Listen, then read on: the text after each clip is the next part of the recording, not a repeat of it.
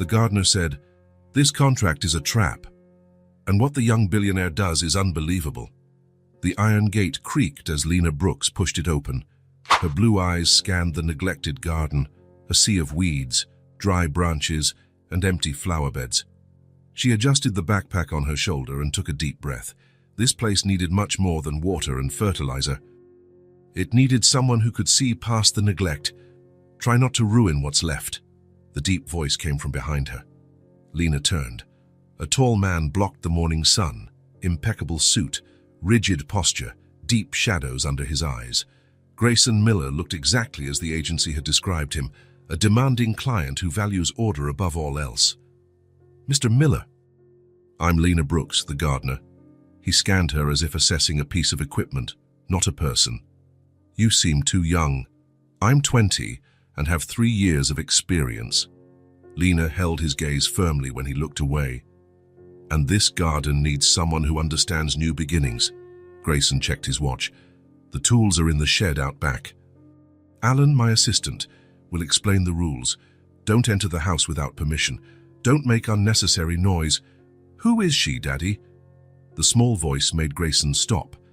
A little blonde girl was peeking through the ajar door, her light blue eyes shining with curiosity. She was holding a faded rag doll. "Tess, go back inside, now." It wasn't a request. But the girl didn't move. Her gaze was fixed on Lena, as if she had found something extraordinary in the middle of an ordinary morning. Lena smiled and crouched down, getting to the child's level. "Hi, Tess. I'm Lena. I've come to make your garden beautiful again." "Will the flowers come back?" asked Tess, taking a step outside. "Yes, they will. And more beautiful than before." "Promise." The girl's eyes widened. Lena nodded. "I promise. And if you want, I can show you how to help them grow." Grayson cleared his throat. "Tess, Mrs. Collins is waiting for your piano lesson." "But I want to see the flowers come back." The small voice was almost a whisper. "That takes time." Grayson placed a hand on his daughter's shoulder, guiding her inside. Before going in, he turned to Lena. "Work until 5. Alan will give you the instructions." The door closed, leaving Lena alone with a dormant garden and the feeling that there were more things dead on that property than just the plants. In the toolshed out back, Alan, a middle-aged man with glasses and a restrained smile, handed Lena a list of instructions that looked like an operations manual. "Mr. Miller is precise in his expectations," Alan explained. "Ever since Mrs. Miller passed away 2 years ago, things here run on a tight schedule." Lena nodded, understanding the unsaid. The house wasn't just a structure, but a space where time had frozen, as if the last petal had fallen and no one had the courage to replant. She began to work, removing weeds, pruning forgotten shrubs, preparing the parched earth. The sun rose and set, while her hands created a map of renewal. On the second afternoon, while planting tulips near the window, Lena felt she was being watched. She looked up and saw Tess, her nose pressed against the glass, eyes wide with fascination. Lena waved. After a moment, Tess waved back, a shy but determined gesture. On the third day, as Lena ate her lunch under an old oak tree, the back door opened. Small footsteps approached, and Tess appeared, holding a colorful book with a faded cover. "Do you like flower stories?" the girl asked, her voice so low Lena had to lean in to hear. "They're my favorites. Want to tell me one?" Tess sat on the grass, keeping a small distance, and opened the book carefully. The pages were yellowed, some with marks of frequent use. "Mommy used to read it to me," Tess explained, her small fingers stroking the illustrations. "It's about a rose who thought her thorns were ugly, but then discovered they protected her." As Tess narrated the story with simple words and long pauses, Lena understood. This book was a connection to someone who was no longer there. And now, Tess was sharing this treasure with her. A week went by. The garden began to awaken. Small green shoots emerged where there was once only dry earth. Lena had brought seeds for fast-growing flowers, zinnias, marigolds, cosmos, so Tess could see results. The girl now appeared every day, first to watch, then to ask the names of plants, and finally to help. Her little hands learned to plant seeds, to water gently, to distinguish young plants from weeds. "How do you know which is which?" Tess asked, crouched beside Lena, examining two very similar sprouts. "By the shape of the leaves. See how this one has serrated edges? It's a daisy starting to grow." Lena guided Tess's finger to touch the delicate leaf. "And this one, with rounder leaves, is just a little weed in the wrong place." "Do plants end up in the wrong places too?" "Sometimes. But it's not their fault. They just try to grow wherever they can." Tess absorbed that information as if it were an important secret. "Can I take a flower to my room?" "We don't have any open flowers yet, but..." Lena pulled a small bag from her purse. "I brought something special today. Sunflower seeds. They will grow tall and turn into huge flowers that follow the sun." "Like magic?" Tess's face lit up. "Better than magic. It's real life." Together, they planted the seeds in colorful pots that Lena had brought. Tess decorated each pot with stickers, giving names to the future plants: Sunny, Giant, Princess Flower. "This one will stay in my room," Tess decided, pointing to the blue pot. "And I'll take care of it every day." Lena smiled. "Plants are like people. They need to know someone cares about them." It was then that Tess laughed, a clear, crystalline sound that echoed through the garden. It was the first time Lena had heard that sound, and from the surprised look that came from the office window, Grayson hadn't heard it in a long time either. He came down to the garden, his steps measured, his expression controlled, but something in his eyes had changed. "Tess, snack time." The girl looked at her father, then at Lena, reluctant. "Can I finish planting my sunflower first? Please, it's going to grow up to the sky." Before, such a request would have been denied. Rules were rules. But something in Tess's enthusiasm, something long absent, made Grayson hesitate. 5 minutes, he conceded, surprising them both. When Tess ran to get more water for her pot, Grayson approached Lena. "She doesn't get this excited normally." "Maybe she just needed something to take care of," Lena replied. "As when we care for something that grows, we grow with it." Their eyes met, the first real contact since she had arrived. For an instant, Grayson's mask fell, revealing not the controlling executive, but a lost father. "The garden is improving," he said, composing himself. "Carry on." It was the closest thing to a compliment Lena would receive. That night, as she put the tools away in the shed, Lena noticed lights on in the house. In the second-floor window, a small silhouette, Tess, holding her sunflower pot, showing it to the moon as if introducing a new friend. In the office window, another silhouette, Grayson watching the awakening garden, now dotted with small solar lights Lena had installed. His gaze shifted between the garden and his daughter upstairs. The flowers were still promises, closed buds waiting for the right moment, but something was already blooming in that house, something as delicate as the first shoots breaking through the earth. And Lena, with hands that knew the patience required to cultivate beauty, knew this was just the beginning. Tomorrow she would bring more seeds, more colors, more life. And who knew what else might awaken in this place where silence was slowly beginning to give way to possibilities. 2 weeks had passed, and the garden of the Miller mansion was beginning to show signs of life. Where there was once only arid earth and withered plants, now small colorful buds were emerging, promising a vibrant future. Lena worked with a smile on her face, her skilled hands moving with precision as she planted a row of yellow daffodils. "Can I help?" Lena looked up. Tess was standing there, her blonde hair in braids and wearing a new-looking blue jumpsuit. Her pink rubber boots had mud stains, a detail that made Lena smile. The girl was gradually losing her fear of getting dirty. "Of course, I have an important job today." Lena pointed to a wooden box. "These are lavender seeds. They'll make the garden smell like perfume. Want to plant some?" Tess's face lit up. "Can I really? You not only can, you must." "Every garden needs more than one person looking after it." The girl knelt on the grass next to Lena, mimicking her movements with almost solemn concentration. In the last few days, Tess had transformed. Her pale cheeks now had a rosy hue, a result of mornings spent in the sun, Her eyes, once shy and distant, shone with renewed curiosity.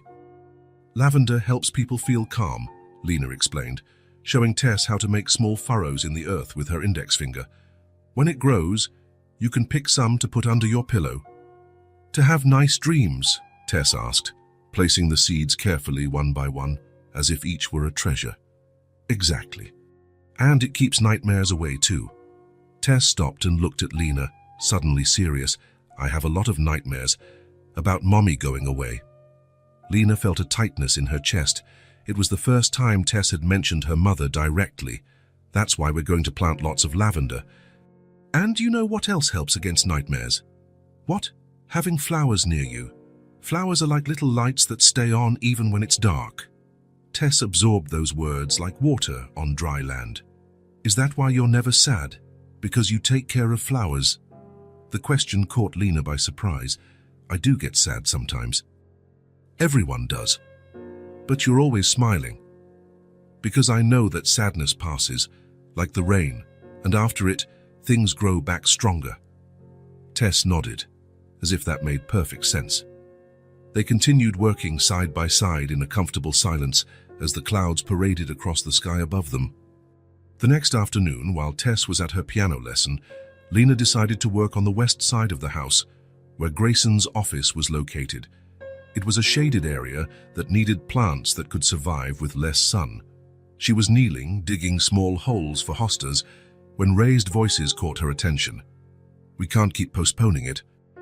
We have to close this now, said the voice Lena recognized as Alan's, Grayson's assistant. Price is pushing for more guarantees, Grayson replied, his voice lower. And he'll keep pushing. It's in his nature. Lena didn't mean to listen, but the voices grew louder as the argument progressed. She tried to focus on the plants, moving a few steps away from the window. It was then that the phone rang inside the office. After a few moments of silence, Lena heard Grayson's voice. I need to take this call.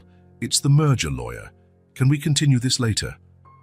Footsteps sounded inside the house, and then there was the sound of a door closing. Lena sighed in relief and returned to her work, determined to finish that flower bed before her break. Finally, Alan's voice said, now on the phone. He seemed to have been left alone in the office. No, he stepped out. He's talking to the Westfield lawyer. Lena continued her work, trying not to pay attention. It wasn't her business, after all. Business conversations didn't concern her. Everything is on track, Alan continued, his voice lower, almost conspiratorial. So as soon as he signs, it all goes into his name. He won't even notice. A pause. Lena felt a chill. Of course he won't contest it. By then, it will be too late. Another pause. Don't worry about it. He's trusted me for years. And what happened with his wife only made him more distracted. The phone was hung up, and Lena remained motionless, her hands still holding the small garden trowel. An uncomfortable feeling settled in her stomach. That didn't seem right. It didn't sound like a normal business conversation. Lena! Tess's voice snapped her out of her trance. The girl was running across the garden, holding something in her hands. Look! My sunflower already has 3 leaves. Tess proudly displayed the small pot where, indeed, a tiny sunflower was beginning to grow. Lena smiled, trying to push away the conversation she had just overheard. It's growing strong. You've been a great gardener. Mrs. Collins said you can have lunch with us today, Tess announced, bouncing on her heels. Daddy isn't here, so we can have sandwiches in the garden. That would be wonderful. During lunch, sitting on a blanket spread over the grass, Tess told her about her lessons, her favorite books, and how she had named all the plants in her room. Lena listened, enchanted by the change in the girl. In just 2 weeks, Tess had blossomed like the flowers that now adorned the garden. Did you know I have a special book now? Tess revealed, a sparkle in her eyes. It's a journal for drawing my plants. Mrs. Collins gave it to me. That's wonderful, Tess. You'll be able to record how they grow. I've already drawn the sunflower 3 times. And it's different every day. The girl leaned in as if sharing a secret. Daddy doesn't know, but I put a flower on Mommy's picture. A flower? A small daisy I found. I put it in the corner of the frame. I think Mommy would like to have flowers near her again. Lena felt a lump in her throat. And I'm sure she would, Tess. The girl smiled, but then her expression changed. Lena, why do grown-ups stay sad for so long? The question caught Lena off guard. What do you mean? Daddy has been sad for a long time, ever since Mommy went away. He thinks I don't know, but I do. Tess played with the grass between her fingers. He used to smile before. Lena chose her words carefully. Sometimes, when people lose someone they love very much, the sadness is like a very deep seed. It takes time to be dug up, like the roots of big trees. Exactly like that, Tess pondered for a moment. Then we need to dig a lot. Lena smiled at the simplicity of the solution. Sign it away, yes. But Alan's conversation remained like a shadow in Lena's thoughts. Should she say something? Interfering in her employer's business was not part of her duties. Besides, what she had heard could have been taken out of context. Maybe it was nothing. But what if it was? The afternoon wore on, and Lena continued her work, torn between the joy of seeing the garden come to life and the unease caused by that conversation. As the sky began to turn orange, she made her decision. She couldn't just ignore it. She gathered her tools and walked to the front entrance of the house. Mrs. Collins greeted her, surprised to see her at the door. "Is Mr. Miller available?" Lena asked, trying to keep her voice steady. "He's in his office. Shall I announce you?" "Please. It's important." Minutes later, Lena entered Grayson's office for the first time. It was an elegant but austere room, dark furniture, bookshelves, a large polished wood desk. Grayson was sitting behind it, his eyes fixed on documents spread out before him. "Miss Brooks," he said, without looking up, "how can I help you?" Lena took a deep breath. "Mr. Miller, I apologize for interrupting, but there's something I need to tell you." He finally looked up, a hint of surprise on his face. "Go on. Today, while I was working near your office window, I accidentally overheard a phone conversation." Lena felt her palms sweat. "It was Alan. He was talking about something you're going to sign, and he said that it all goes into his name, and that you won't even notice." Grayson's face remained impassive, but something in his eyes shifted, a shadow of alarm. "So I know it's not my business," Lena continued, "but it sounded strange, as if he was planning something you don't know about." Lena glanced at the documents on Grayson's desk and, on impulse, pointed at them. "This contract is a trap." Her voice came out louder than she intended. "Don't sign it. They're trying to trick you." A heavy silence fell over the room. Grayson stared at her, his eyes wide with surprise at the sudden outburst. When he spoke, his voice was controlled, but with a coldness that cut like ice. "Miss Brooks, how long have you worked here?" "2 weeks. Yes, sir, but... And in 2 weeks you felt entitled to overhear private conversations and make judgments about my business and my employees." Lena felt her face flush. "It wasn't intentional. Do you think playing with my daughter gives you a say in my business?" His voice rose slightly, each word like an ice chip. "No, I just thought I should... Alan has worked with me for over 8 years. He helped build this company. You are a gardener I barely know." Lena swallowed hard, realizing the mistake she had made. "I apologize. I only wanted to help." "Helping would be doing the job you were hired for." Grayson stood up, his face a mask of authority. "And since we're on this subject, I believe it would be best to end our contract here." "What? You're fired, Miss Brooks. I ask that you gather your things and leave the property today." The shock left her momentarily speechless. This was not how she expected the conversation to end. "Mr. Miller, please reconsider. The garden still needs..." "I'll hire someone else. Someone who understands the limits of their position." The office door suddenly opened. Tess stood there, wide-eyed, holding her sunflower pot. "Daddy, is Lena leaving?" The girl's voice trembled. Grayson seemed momentarily flustered by his daughter's presence. "Tess, go back to your room. This is not your concern, but Lena promised to show me when the roses bloom." Tess's blue eyes filled with tears. She promised. "Tess, please." "No." The small voice rose in a cry that seemed too large for her fragile body. "She was my friend. You took my friend away." The silence that followed was heavy, charged with emotion. Tess rarely raised her voice, rarely opposed her father. Her face was red, tears streaming freely down her cheeks. Grayson looked stunned, as if he had taken a physical blow. He opened his mouth to speak, but no sound came out. Tess ran to Lena, hugging her legs tightly, the sunflower pot still clutched in one hand. "Please don't go. Please, please." Lena knelt down, getting to Tess's level, feeling her own heart break. "Tess, you're different," the girl sobbed. "You smile now, you play with me. Before, you were just sad in your room." "I don't want you to be sad again." Lena realized, with a pang in her chest, that the girl wasn't just talking about the gardener's impact on her life. She was talking about her own transformation in those 2 weeks.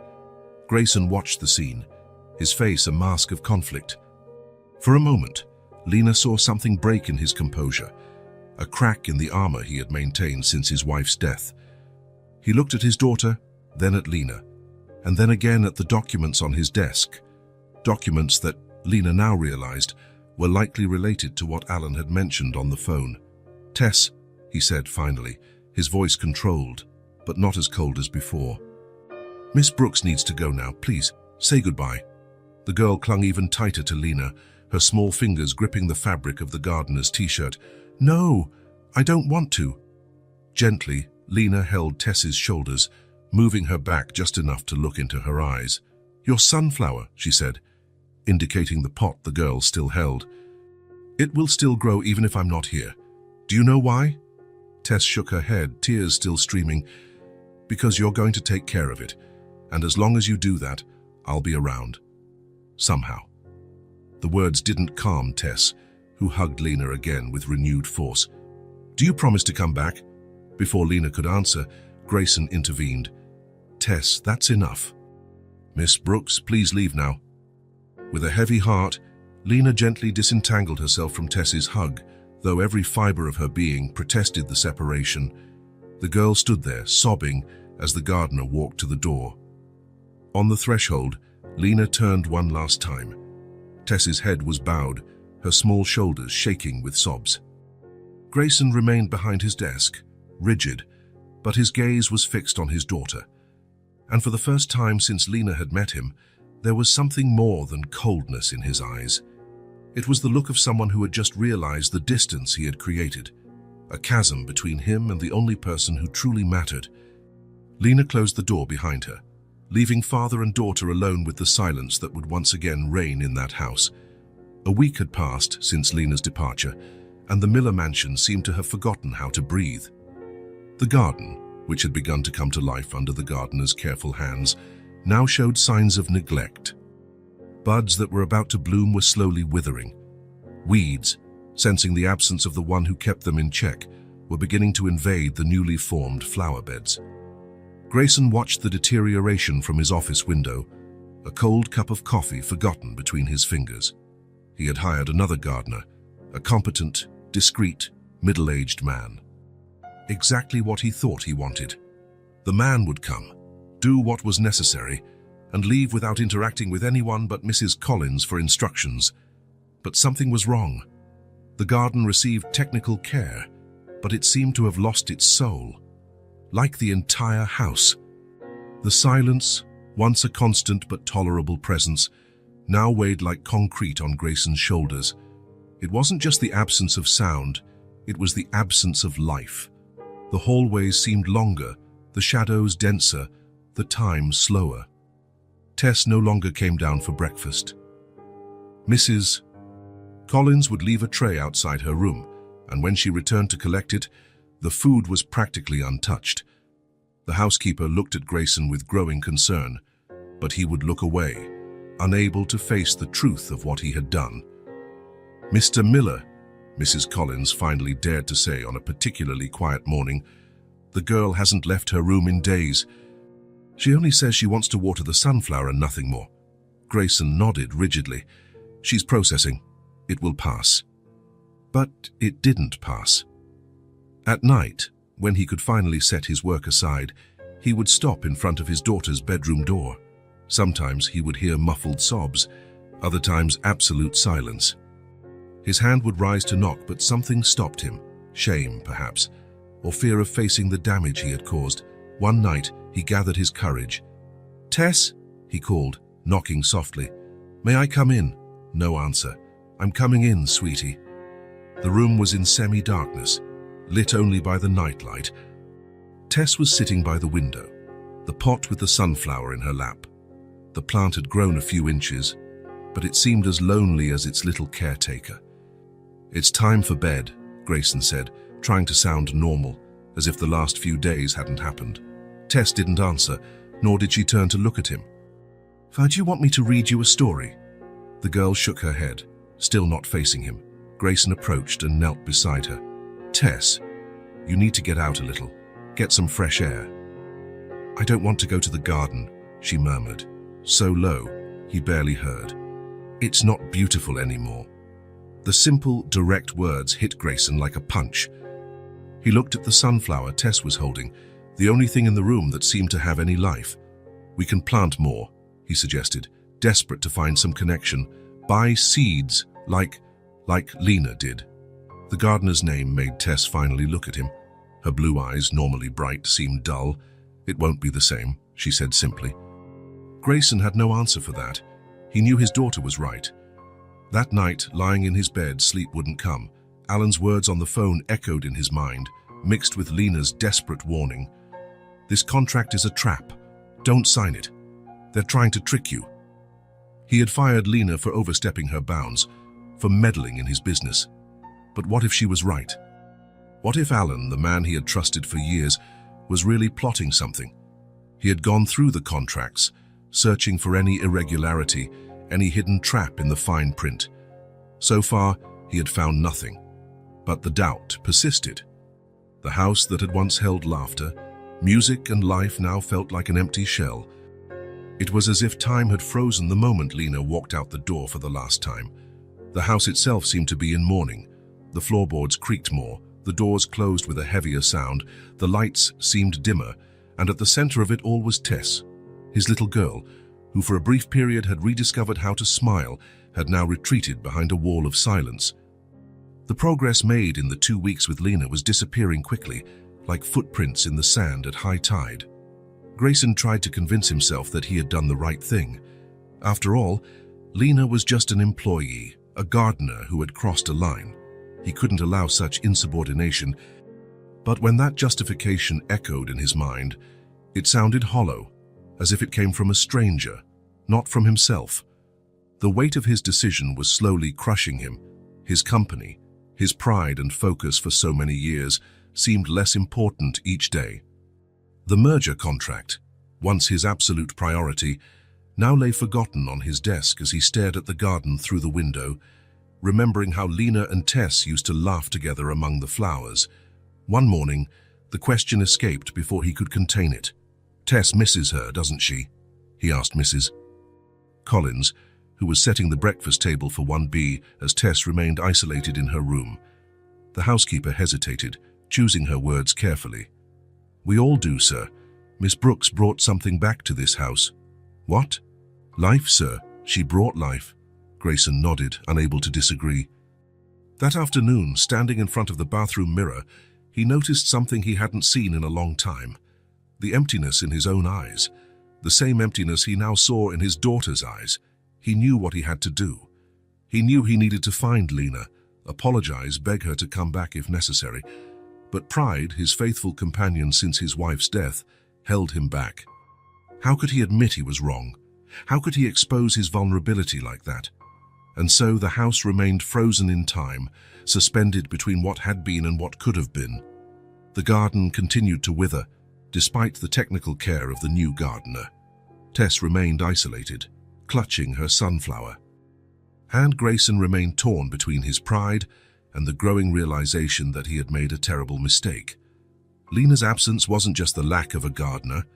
It was the absence of the only person who had managed to make that house breathe again after so long. The morning was cold and grey when Grayson Miller walked into the Westfield Corp office. The imposing glass and steel building reflected the heavy clouds, as if the sky itself was predicting what was to come. Alan walked beside him, a black leather briefcase under his arm and a smile that didn't reach his eyes. "It's a big day, Grayson," Alan said, checking his watch. After months of negotiation, we're finally here. Grayson nodded, distracted. For the past few days, his mind had been split between the company and the situation at home. Tess continued to isolate herself, speaking only when necessary during meals, the few she agreed to have in the dining room, away from her bedroom. The garden, despite professional care, seemed to have lost its life. As if the plants felt Lena's absence as much as his daughter did. "Hi, Grayson. Are you listening to me?" Alan interrupted his thoughts. "Yes, of course. The merger agreement. It's not just an agreement. It's the future of Miller Enterprises. After today, you'll no longer be just a regional player. You'll have a national reach." The words should have inspired enthusiasm, but Grayson only felt a growing emptiness. Still, he moved forward. Business didn't wait for personal crises. The meeting room was already occupied when they arrived. Harrison Price, CEO of Westfield, stood to greet them, a middle-aged man with perfectly coiffed grey hair and a suit that cost more than many executives' monthly salary. "Miller, the big day has finally arrived." His handshake was firm, calculated. "My lawyers have reviewed the latest changes. Everything is in order." "Excellent," Grayson replied, trying to seem present. Alan distributed copies of the contract. The pages spread across the mahogany table, dense with legal terms and complex clauses. In other times, Grayson would have meticulously reviewed every word. Today, he just felt tired. For a brief moment, Lena's words echoed in his mind. "This contract is a trap. Don't sign it. They're trying to trick you." He had reviewed the documents after that day, looking for any irregularity. He had found nothing. And yet, "Is there a problem, Grayson?" Alan asked, noticing his hesitation. "No, none," he answered quickly. "Just making sure everything is in order." "Trust me," Alan smiled, placing a pen in his hand. "I personally worked on every detail." Grayson looked at the pen, heavy, metal, with his name engraved on it, a gift from Alan a few years ago. He took a deep breath and began signing the indicated pages, one signature after another. His name repeated at strategic points in the document. With each signature, a strange feeling grew in his chest, something between relief and apprehension. "Congratulations, gentlemen," Price announced when the last page was signed. "The Miller-Westfield merger is officially sealed." Champagne glasses appeared. Toasts were made. Photographers captured the moment for the trade press. Grayson smiled mechanically, doing what was expected of him, while a part of his mind continued to question why he felt so uncomfortable with what should have been a triumph. 3 days later, Grayson tried to use his credit card to pay for lunch. For the third time, the transaction was declined. "There must be an error in the system," he explained to the embarrassed waitress, handing her another card. Also declined. When he finally managed to pay with cash and returned to the office, a call from his bank manager was waiting for him. "Mr. Miller, I'm sorry to inform you, but all of your accounts have been frozen by court order." "What? What court order?" "I don't have the full details, sir. Just the notification that Miller Enterprises accounts and your personal accounts are under investigation and temporarily inaccessible." Grayson felt his blood run cold. "For how long?" "Indefinitely, until the investigation is concluded." He had barely hung up when his secretary entered, her face pale. "Mr. Miller, there are bailiffs in the reception with a summons." The next few minutes passed in a blur, men in dark suits handing him official documents. Words like fraud, embezzlement, and conspiracy jumped off the pages, his name associated with schemes he had never authorized. "This is absurd," Grayson protested, reading and rereading the documents. "There must be some mistake." "There is no mistake, Mr. Miller," one of the officers replied. "The investigation has been ongoing for months. Signing the merger agreement just completed the evidentiary picture." When the officers left, Grayson remained motionless, trying to process what had happened. His accounts frozen, his company under investigation. His name tarnished. "Alan," he muttered, picking up the phone. "I need to speak with Alan immediately." But Alan didn't answer, not at the office, not on his cell. It was then that it began to sink in. The words Lena had overheard. As soon as he signs, it all goes into his name. He won't even notice. Alan wasn't talking about some unknown business partner. He was talking about Grayson, about using Grayson as a scapegoat. With trembling hands, Grayson opened the merger agreement again, now with truly attentive eyes. On page 47, in fine print, there was a clause he hadn't noticed before. A transfer of liability for certain financial operations prior to the merger.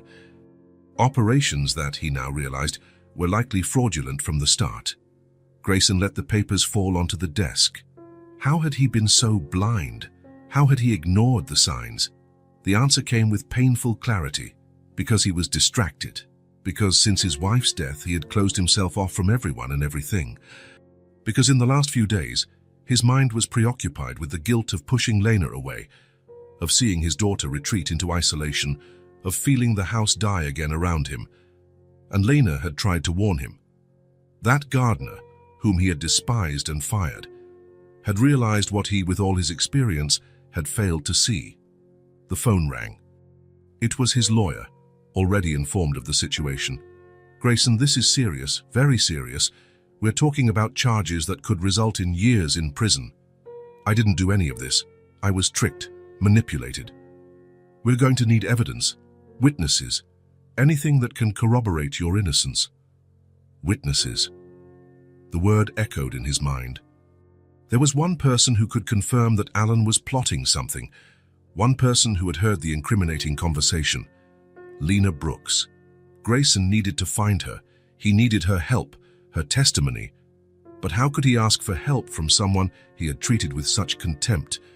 How could he expect her to care about his problems after the way he had dismissed her?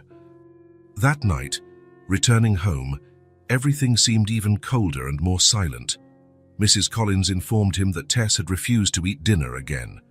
The garden, visible through the living room windows, looked more dead than ever under the faint moonlight. Grayson climbed the stairs slowly, the weight of the world on his shoulders. He stopped at Tess's bedroom door, listening. Silence.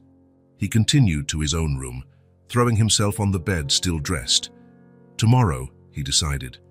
Tomorrow he would find Lena Brooks. Not just because he needed her testimony, but because he finally understood what she had tried to do for him, for his family. With that thought, he fell asleep, dreaming of dead gardens and contracts that turned into shackles. The rain was coming down in sheets when Grayson parked in front of the small apartment complex on the east side of the city. The building was simple, painted a faded yellow, with potted plants hanging from the narrow balconies. Even in the torrential rain, the flowers looked vibrant and well cared for. It wasn't hard to guess which was Lena's apartment, the only balcony on the third floor that was overflowing with green, with vines trailing down the sides and small solar lights glowing softly against the grey sky. For a moment, he remained in the car, watching the drops run down the windshield. The last 48 hours had been a nightmare. His cards blocked, accounts frozen, meetings with lawyers who spoke in terms like circumstantial evidence and risk of conviction. Alan had disappeared completely, his apartment emptied, cell phone off, as if he had never existed.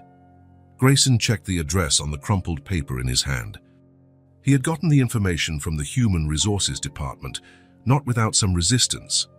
After all, he was officially under investigation, and no one wanted to be associated with a potential criminal. "Mr. Miller." The building's doorman knocked on the window, holding an umbrella. "Can I help you?" Grayson got out of the car, feeling the cold wind whip his face. The rain quickly soaked into his expensive suit, which now seemed more a symbol of a former life than a sign of status.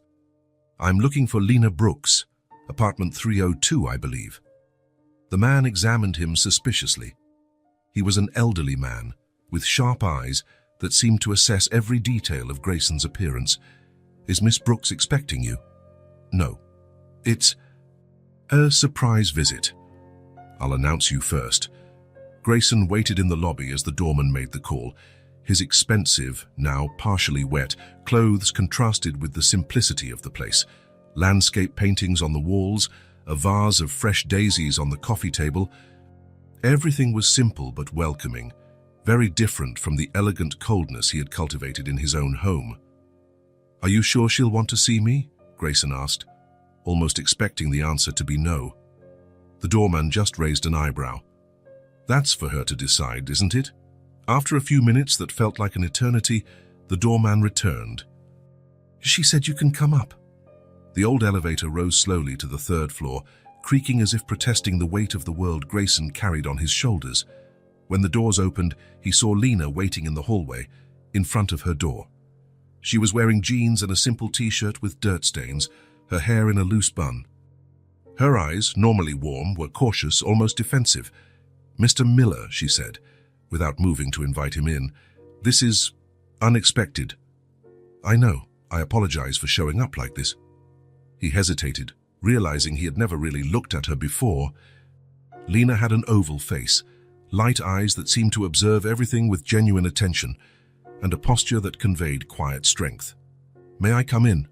I need to talk to you." Lena seemed to consider refusing, her fingers tapping lightly against the doorframe. Finally, she stepped aside.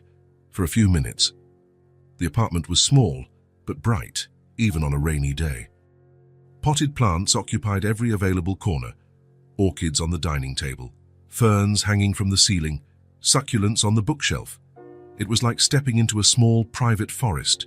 The air had a soft scent of damp earth and something citrusy, perhaps from the scented candles burning on the windowsill.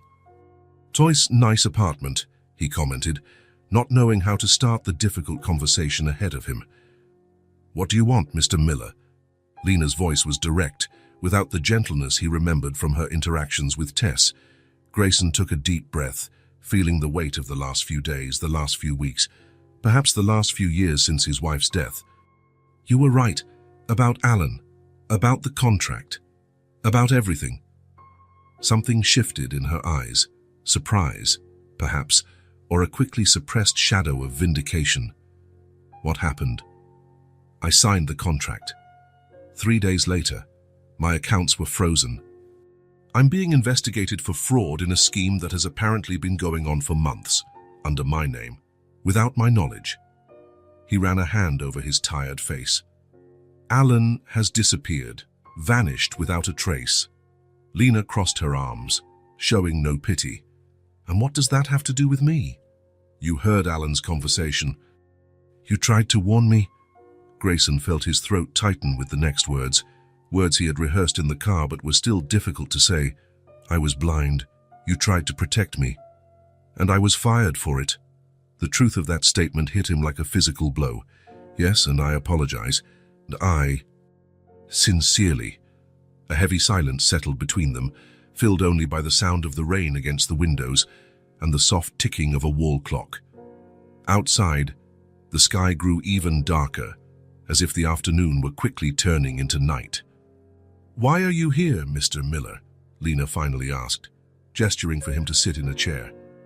"If it's to ease your conscience, consider it done." "I'm fine. I found another job at a plant nursery." "It's not just that." He sat down, feeling the fatigue of the last few days weigh on his shoulders. "I need your help. You are the only person who heard Alan talking about the plan. Your testimony could be crucial in proving my innocence." Lena studied him for a long moment, her face a mask of contemplation. She walked to the window, adjusting a small succulent on the sill. "You fired me when I tried to help. Why should I get involved now?" The question was fair, and Grayson had no prepared answer. So, he spoke the truth he had been carrying like a weight on his chest. "Because it's not just about me. It's about Tess too." His voice broke as he mentioned his daughter, and he realized with surprise that tears were threatening to form in his eyes. How long had it been since he cried? "If I'm convicted, she'll be alone. She's already lost her mother. She can't lose her father too." Something softened in Lena's gaze upon hearing the girl's name. "How is she?" "Not well.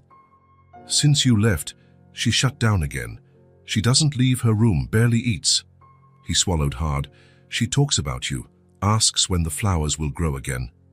Lena looked away, as if the words had affected her more than she wanted to show. She walked to a shelf where several small pots were lined up, newly planted seedlings, each with a handwritten label. "I was preparing these for her," Lena admitted, gently touching one of the seedlings, I thought about leaving them at your front desk, but I didn't know if they would reach Tess. You care about her.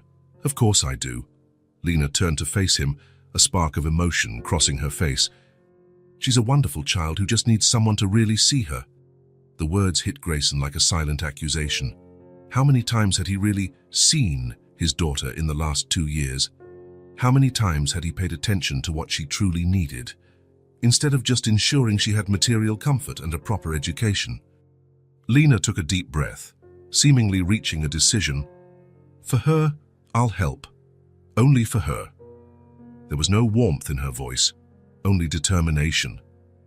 Thank you, Grayson replied, feeling a lump in his throat.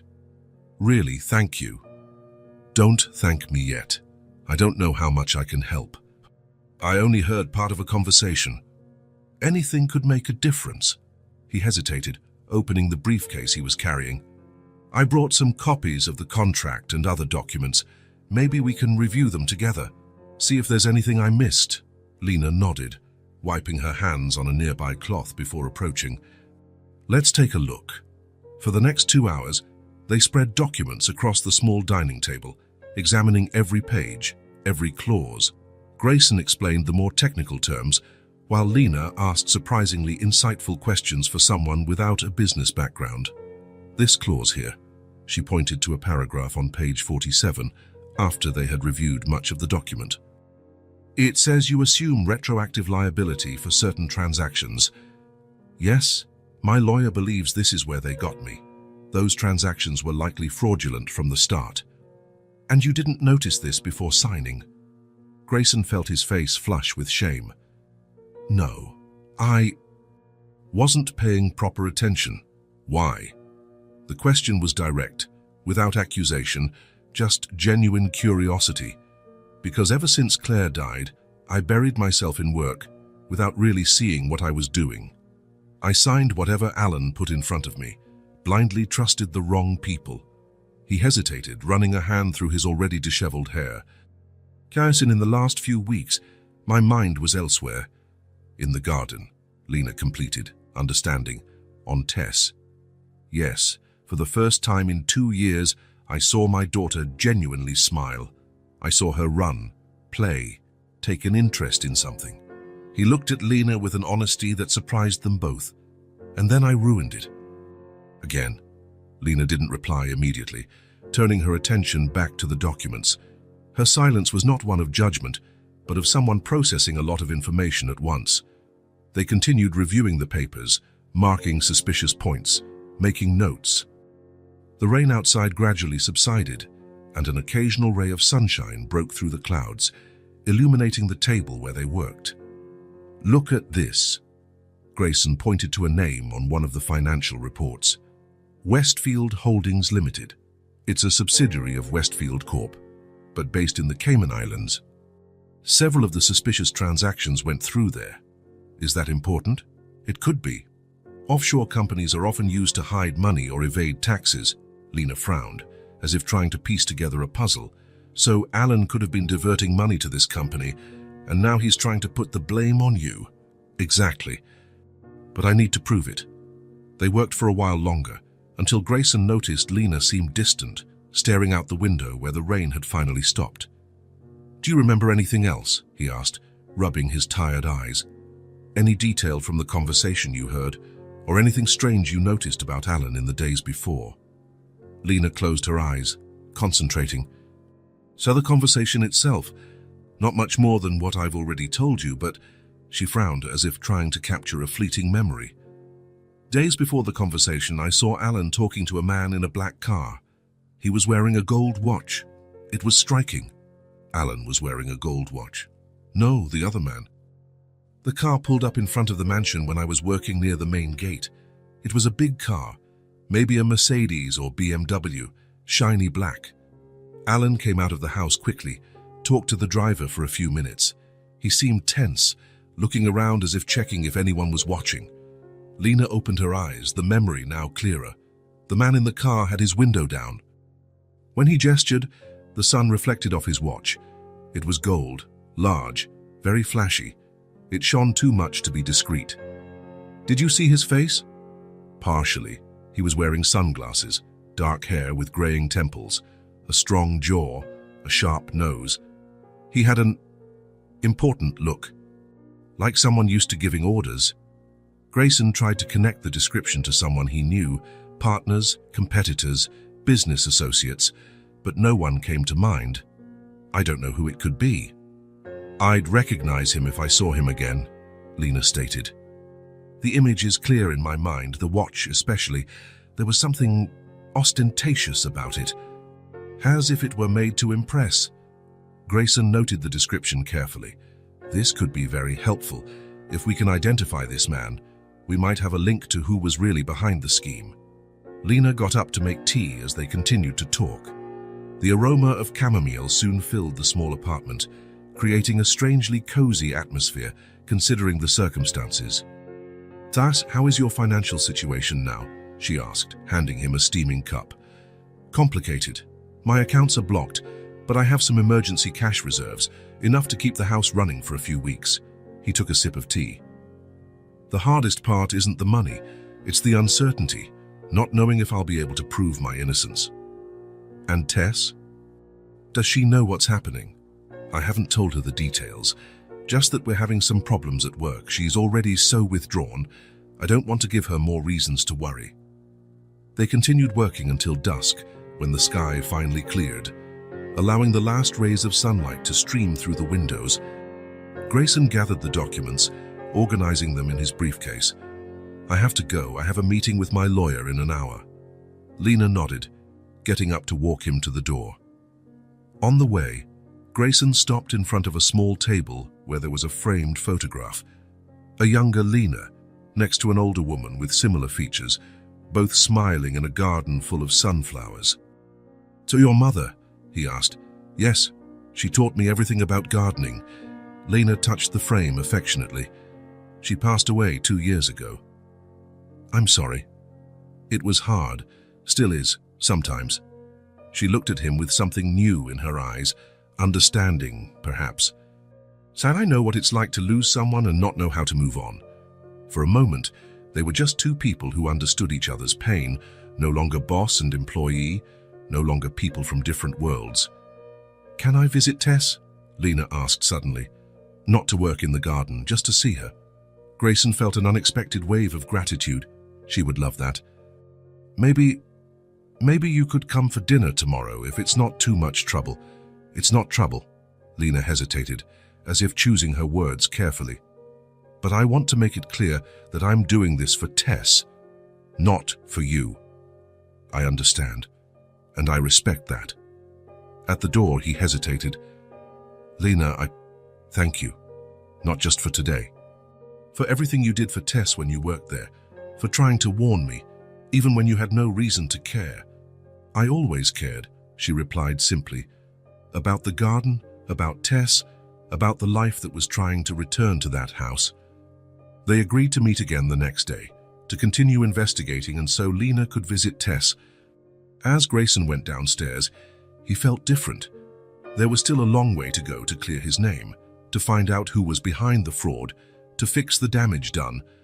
But for the first time in a long time, he felt there was a door still open, a door through which perhaps he could find a way back, not just to his old life, but to something new, something better. As he drove back home, he thought about the man with the gold watch. Whoever he was an important piece of this puzzle. And with Lena by his side, maybe they had a chance to find out. The rain had stopped completely now, leaving the world washed and fresh. As if, even after the strongest storm, there was always the possibility of a new beginning. The sky was clear that Thursday morning when Lena got off the subway in the city's financial district. The air had that particular quality of summer mornings, light and promising, before the midday heat made everything heavier. She had arranged to meet Grayson for lunch after an intense week of investigations that seemed to be leading nowhere.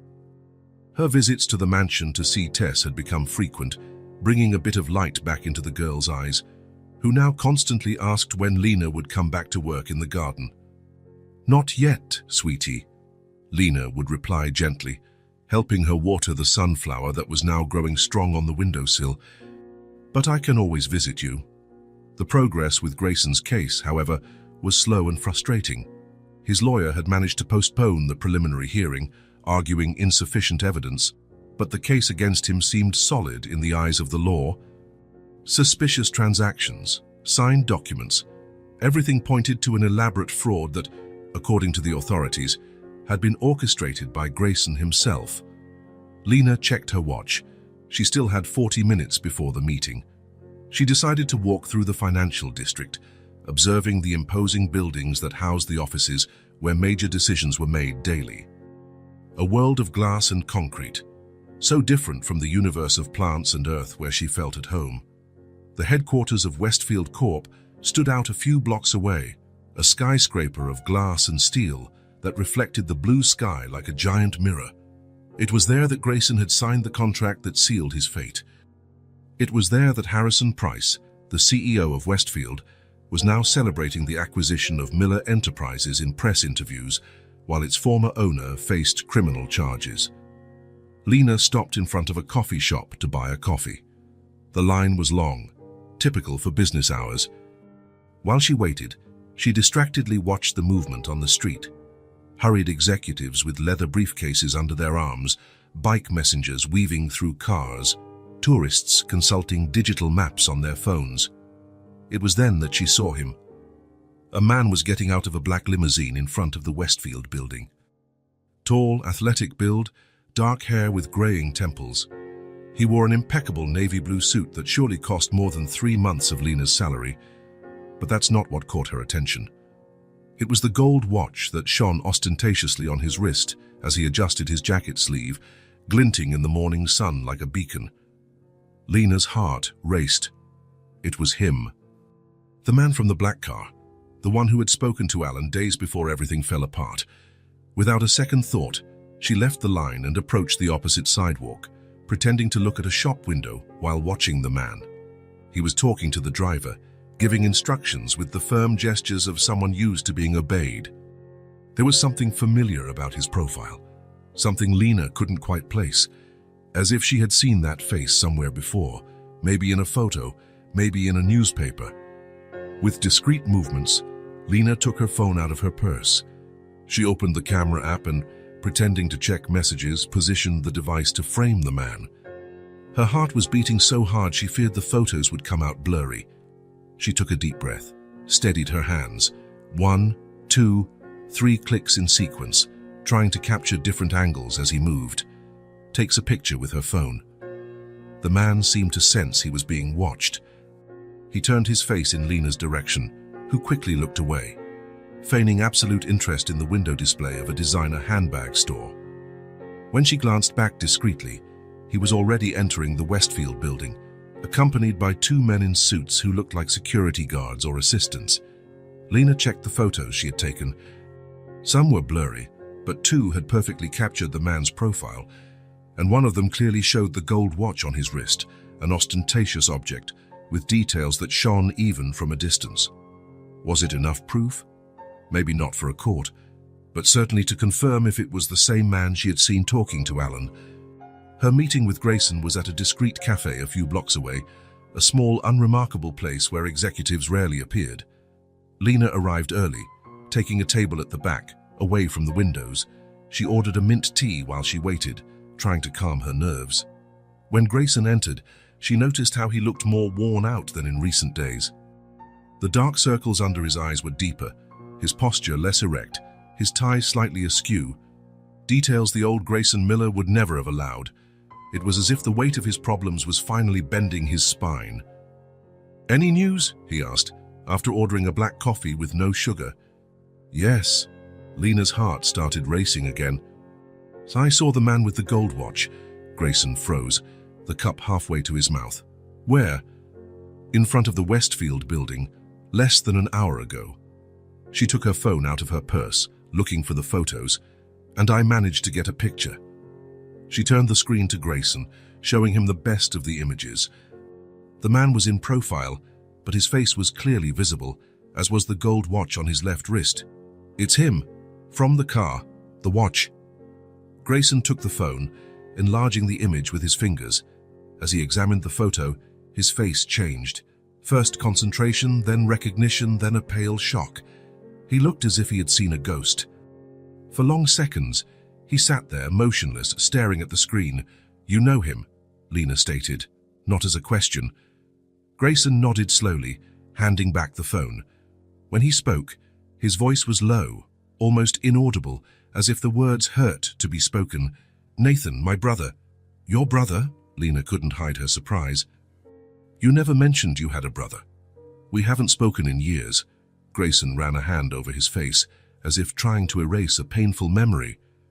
"He works for Westfield. He's one of the directors of special operations."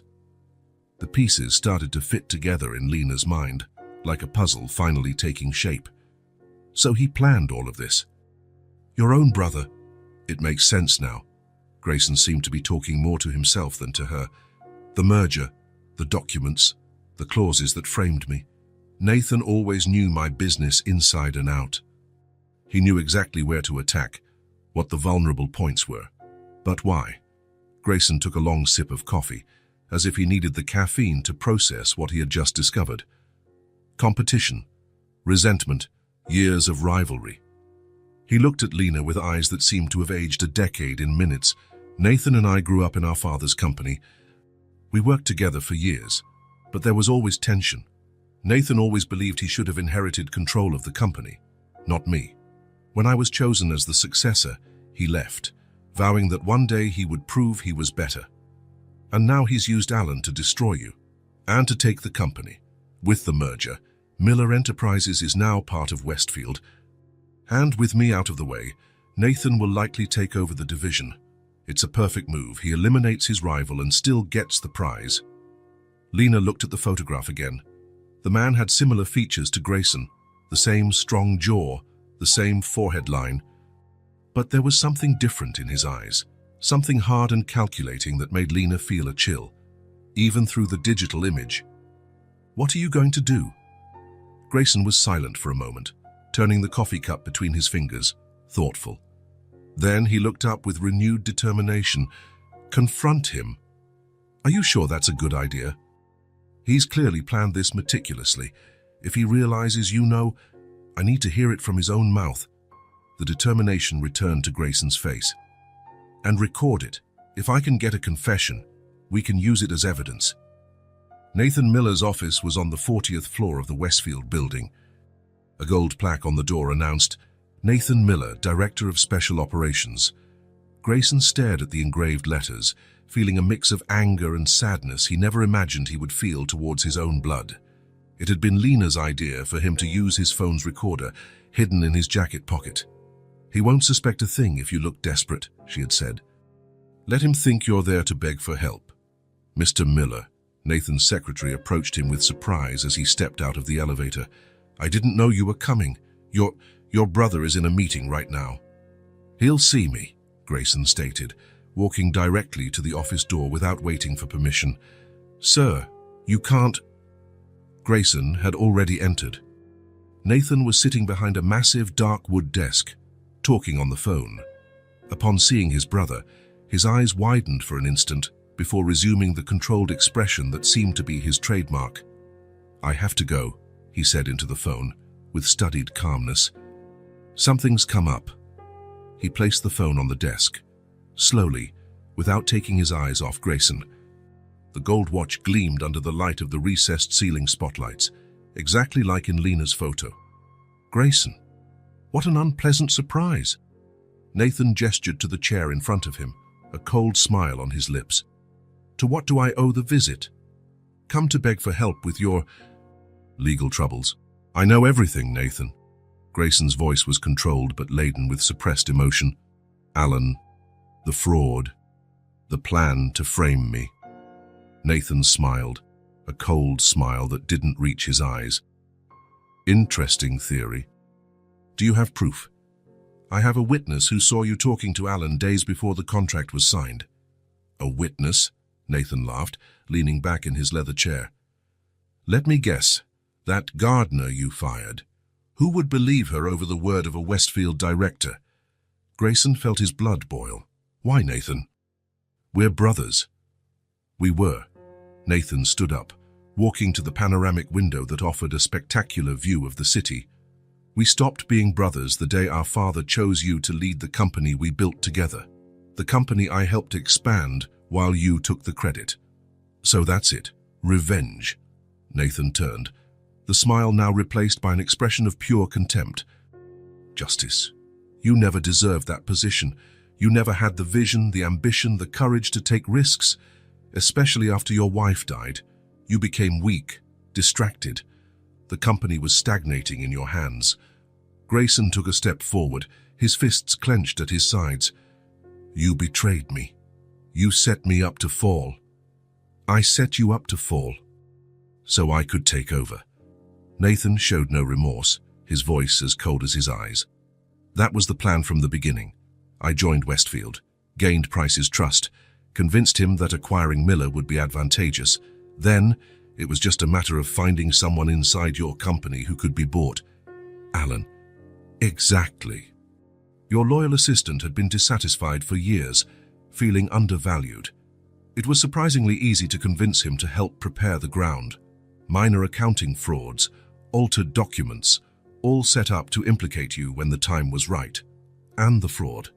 Just a way to ensure you could never interfere again. With you facing criminal charges, the path is clear for me to take control of the Miller division within Westfield. In a matter of months, no one will even remember your name. And Tess, Grayson's voice broke as he mentioned his daughter. Did you think about your niece? About what would happen to her if I went to prison? For a moment, something seemed to waver in Nathan's eyes, a shadow of doubt, perhaps even remorse, but the coldness soon returned. She'd be fine. Children are resilient. Besides, you haven't exactly been a model father these past few years, have you? Grayson felt the weight of betrayal like never before. It wasn't just a business blow, it was the complete severing of the last family tie he had besides Tess, his own brother, the same one who had once played with him in the gardens of their parents' home, now faced him with the calculated coldness of a stranger. It's over, Nathan. He pulled his phone from his pocket, stopping the recording. I have it all on record. Nathan's face lost its color. You can't prove anything. I just did. Your confession, with details that only the person who planned it all could know. Grayson walked to the door. My lawyer will receive this today, and so will the police.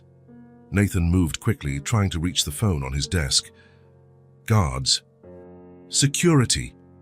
But Grayson was already gone, the audio file safe on his phone. In the elevator, he felt a strange sense of relief mixed with deep sadness. His own blood had betrayed him. His own brother had orchestrated his downfall, driven by a resentment cultivated over years. There was no bond left, only the truth.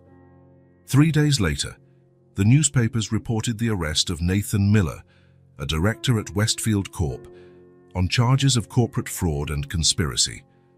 Alan had also been located in a neighboring country and was in the process of being extradited. Grayson's name had been temporarily cleared, his accounts unblocked as the investigation turned to the real culprits. Harrison Price, CEO of Westfield, made public statements denying any knowledge of the scheme, trying to distance the company from the scandal. But the damage was already done. Westfield's stock plummeted, and the merger with Miller Enterprises was being re-evaluated by regulatory bodies. Lena got the news while working at the nursery, surrounded by the scent of damp earth and the vibrant green of the seedlings she cultivated. Her phone showed several messages from Grayson, thanking her for her help, updating her on the latest developments, explaining how his lawyer was confident all charges would be dropped. The last message was different. Tess is asking if you can come over today. The garden needs you. We need you. Lena stared at the message for a long time, her fingers hovering over the keyboard. She thought of Tess, of the sunflower growing on the windowsill, of the lavender seeds they had planted together. She thought of the garden she had begun to transform, which now undoubtedly needed renewed care. Then, with a small smile, she began to type her reply. Outside the nursery, the sun shone in a cloudless sky. It was the kind of perfect day for planting new seeds, for starting something that, yours with time and care, could blossom and transform a space once dominated by silence. Fall had arrived, painting the trees in shades of gold and red. It was a Wednesday afternoon when Grayson parked his car in front of the small nursery where Lena had been working for almost 2 months. The place was cozy, a glass greenhouse surrounded by well-kept flower beds with a handcrafted wooden sign announcing "Living Gardens, plants for every space." Grayson remained in the car for a few minutes, watching. Through the greenhouse glass, he could see Lena moving among the plants, talking to customers, adjusting the irrigation. She seemed to belong in that place, her hands always in contact with the earth, her spontaneous smile when she explained something about a specific plant. In the weeks following Nathan's arrest, much had changed. The charges against Grayson were officially dropped. The merger with Westfield was annulled by regulatory bodies. Miller Enterprises returned to its founder's control, albeit with considerable damage to its reputation and finances. Lena continued to visit Tess occasionally. She would come on Sundays, spend a few hours with the girl, helping her care for the plants she kept in her room. And in the small area of the garden, they had started to revitalize together. But she always politely declined the invitations to return as the property's gardener. "I'm fine where I am now," she would say, with a gentle firmness. Grayson finally got out of the car, carrying a brown envelope in his hand. The bell on the door jingled as he entered the greenhouse, announcing his presence. The air was damp and warm, filled with the scent of earth and growth. Lena was at the back, helping an elderly woman choose plants for her balcony. "I need something that attracts butterflies," the woman explained. "My granddaughter loves to watch them." "Then lantanas would be perfect," Lena replied, showing small pots with colorful flowers. "They're hardy and butterflies just love them." She noticed Grayson only when the customer moved away to look at other options. Her eyes registered surprise, then curiosity. She wiped her hands on the green apron she was wearing and walked over to him. "Grayson, I wasn't expecting to see you today. I hope I'm not interrupting." "No, it's all right." She glanced at the clock on the wall. "I can take a 15-minute break. Want to take a walk outside?" They went out to the small demonstration garden at the back of the nursery, a charming space where plants of different types showed how they could be combined in a real garden. A wooden bench under a jasmine-covered pergola offered a quiet place to talk. "How is Tess?" Lena asked, sitting down. "Looking forward to Sunday." Grayson smiled slightly. "She's planning where to plant those seeds you brought last week. The giant sunflowers, they'll need a lot of space. She's already picked the perfect spot, in her words. Near the back fence, where they get sun all day." A comfortable silence settled between them. It was no longer the tense silence of before, laden with unexpressed resentments. It was something lighter, like the silence between people who had weathered a storm together and were now resting on the opposite shore. "I came to bring you something," Grayson finally said, holding out the brown envelope. Lena accepted it with a questioning look. "What is this?" "Open it." Inside the envelope were bank documents and a small golden key. Lena examined the papers, her eyes widening gradually. "Is this a bank account in my name?" She looked at Grayson, confused. "Signs with a considerable amount of money, and the key is to a small commercial space on Central Avenue. It has a greenhouse out back." Grayson took a deep breath. "I know you mentioned you'd like to have your own business someday, a place where you could create gardens and teach others how to do the same." Lena stared at the documents, stunned. "Grayson, I can't accept this. Please, this is for everything. It doesn't erase what I did, but it's my apology." His voice carried a sincerity that wasn't present in the old Grayson. "Not just for the way I treated you, but for not listening when you tried to warn me." Lena ran her fingers over the documents, thoughtful. "You didn't have to do this." "Yes, I did. You helped save my life, my company, my relationship with my daughter, and you never asked for anything in return. I didn't do it for a reward. I know. That's why you deserve it even more." Lena looked at the garden around them, at the plants she had helped cultivate at that nursery.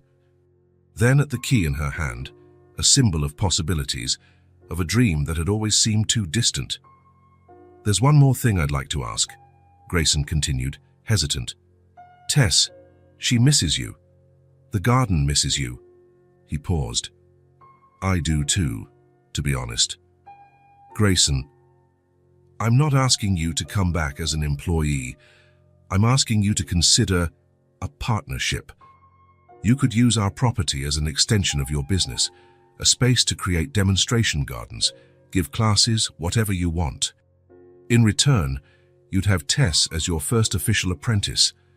Lena didn't answer immediately. Her eyes wandered to the horizon, as if she were seeing something beyond the nursery, beyond the present moment. Tess said something interesting last Sunday, she finally said. She said that seeds are like second chances, small, easy to ignore, but with the potential to create something completely new if they're given the right care. Grayson nodded, understanding the metaphor. And she's right. Lena looked directly at him, her clear eyes reflecting a decision made. It'll come back, but not for you. I'm coming back for her. That's all I ask. When Lena's car entered the gates of the Miller mansion the next morning, the sky was clear and the air carried the distant scent of rain. She had brought several boxes of tools and plants in her trunk, not as an employee returning to work, but as someone with a renewed purpose. The news of her return had been communicated to Tess the night before.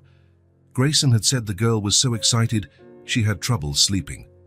Like Christmas Eve, he had explained on the phone.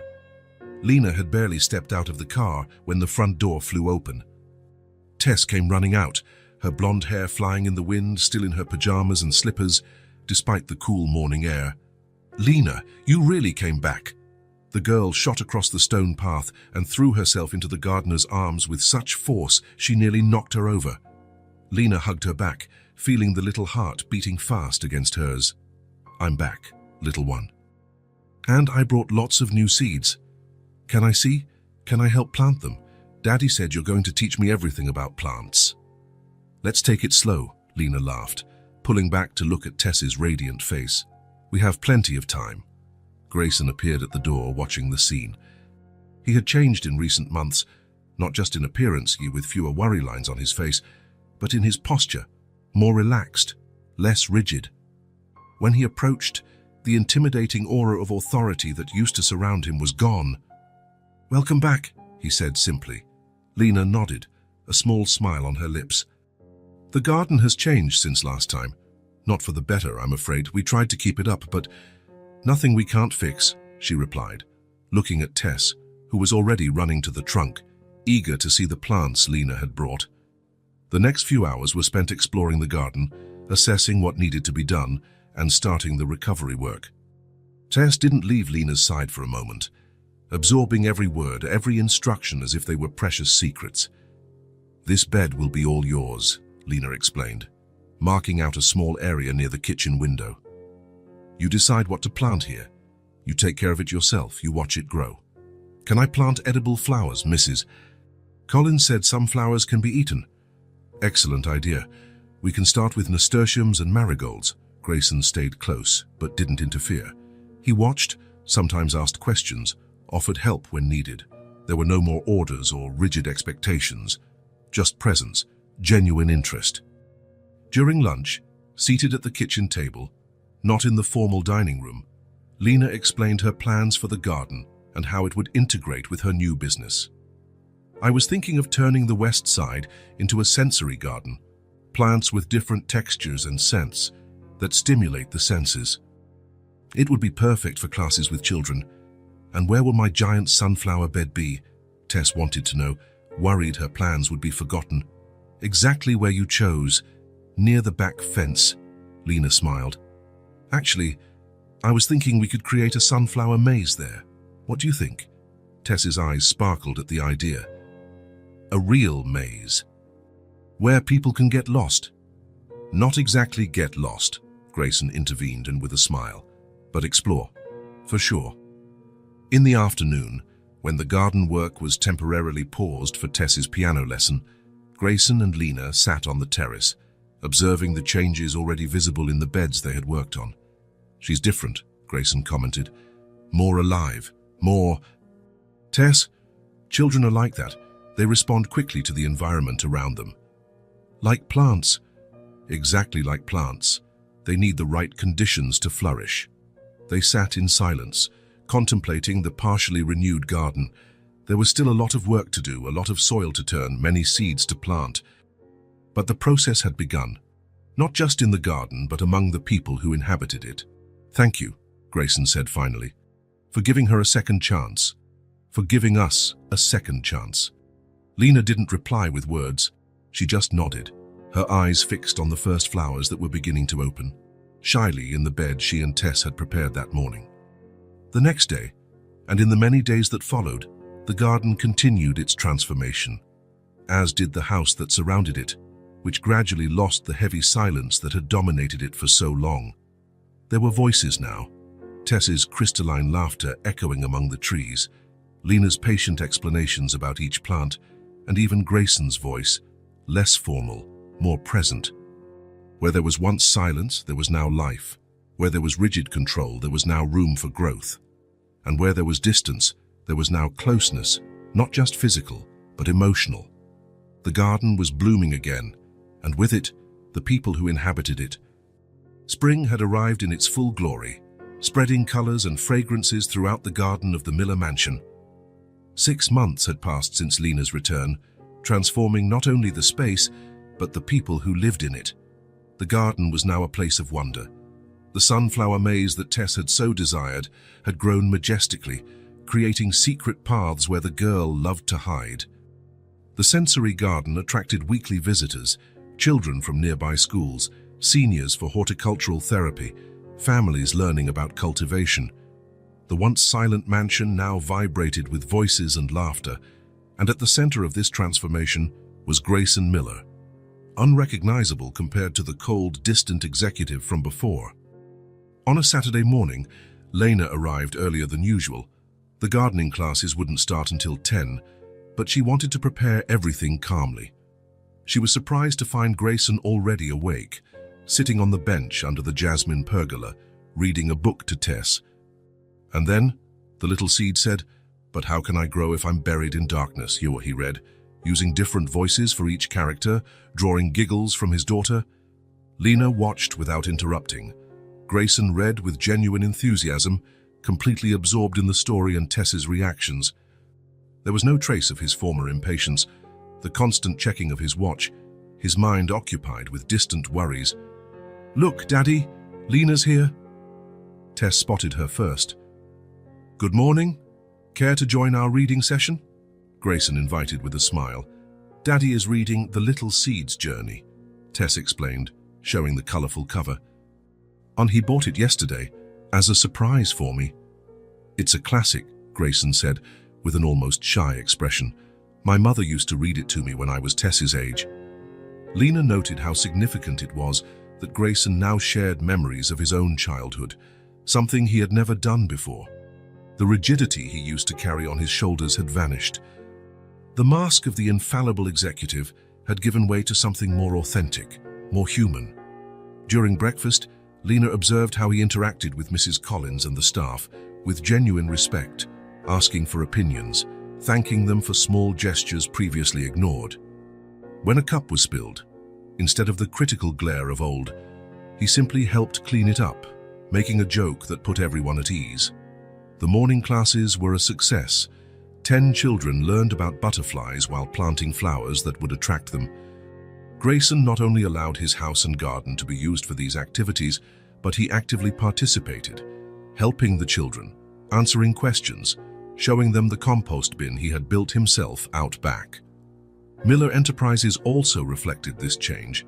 It now operated with new values, sustainable practices, flexible hours for employees with children, wellness programs. Grayson had reduced his work hours, delegated responsibilities, learned to trust. "She loves these days," Grayson commented later, watching Tess draw in her gardening journal under the shade of a tree. "Yesterday she asked me if she could be a gardening teacher when she grows up. Like Lena," she said. "She'd be excellent. She has patience and enthusiasm, the two most important qualities." Grayson smiled. "Qualities I took a very long time to develop." They walked to the newly revitalized rose bed. The flowers bloomed in shades of pink and white, their soft perfume lingering in the air. "You know, I used to think gardens were just decoration," Grayson reflected, "something to impress visitors. I never understood why Claire spent so much time here. And now I understand that a garden is a microcosm of life. It requires patience, acceptance of what we can't control, celebration of growth. He looked directly at Lena. You made me see the world through different eyes. The sincerity of those words hung between them, significant and needing no reply. Lena just nodded, acknowledging not only the words but the journey that had made them possible. Dusk arrived, painting the sky in shades of orange and pink. The approaching summer heat required constant watering for the young plants to survive. Without planning it, the three of them met in the garden.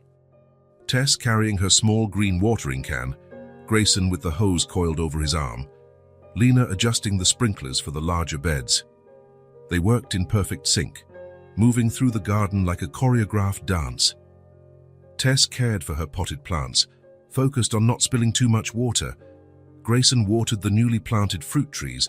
Lena supervised the irrigation system. Not a word was spoken. There was no need.